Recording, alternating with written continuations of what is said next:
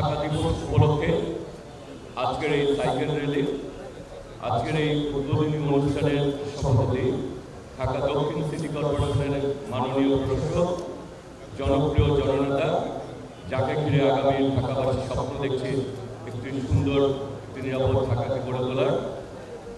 আজকের সেই মাননীয় সভাপতি প্রশাসক জনাব বীর মুক্তিযোদ্ধা জনাব আব্দুল সালাম উপস্থিত রয়েছেন।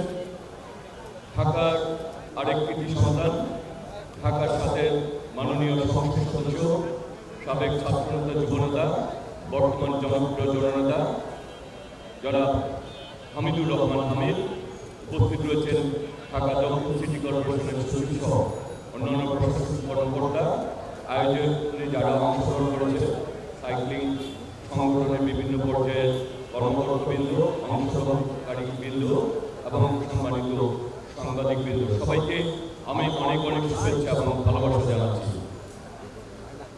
ঢাকা আমাদের প্রাণেশ্বর, ঢাকা আমাদের ঐতিহ্যের ধারক ও বাহক।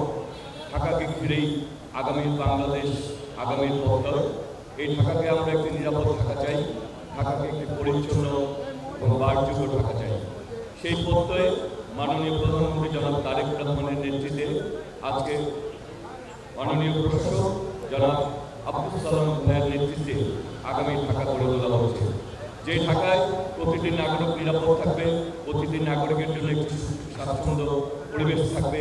যে ঢাকা তরুণরা আজকের এই সকালে যেমন সাইকেল নিয়ে নেমে এসেছে, ঢাকার প্রতিটি রাস্তায় মানুষ যাতে সাইকেল চালাতে পারে, স্বাস্থ্যসম্মতভাবে একটি পরিবেশ পায়, সেই পরিবেশকে গড়ে তুলবেন আমাদের বর্তমান প্রশাসক।